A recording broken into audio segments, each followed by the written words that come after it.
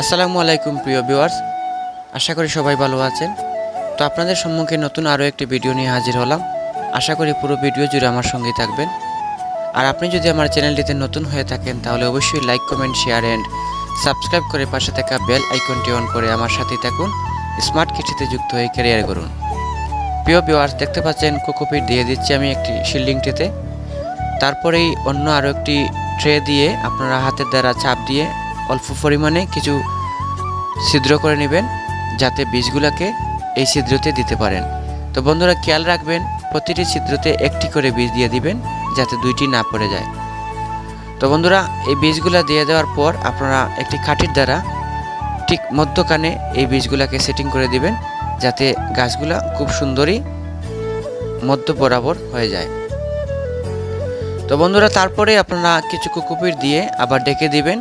ডেকে দেওয়ার পর হালকা পরিমাণে ফানিসিটা দিয়ে আপনারা কালো রঙের পলিথিনে মুড়িয়ে রাখবেন।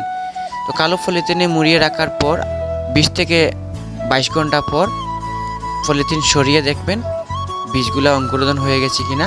যদি অঙ্কুরোদন হয়ে যায় তাহলে ট্রেগুলোকে পলি হাউসে নিয়ে যাবেন, আর যদি অঙ্কুরোদন না হয় তাহলে আরও কিছুটা সময় অপেক্ষা করবেন। তো বন্ধুরা, দেখতে পাচ্ছেন আমি আধুনিক পদ্ধতিতে শিল্ডিং ট্রের ভিতরে কোকোপিটের দ্বারা টমেটো চারা করে নিচ্ছি।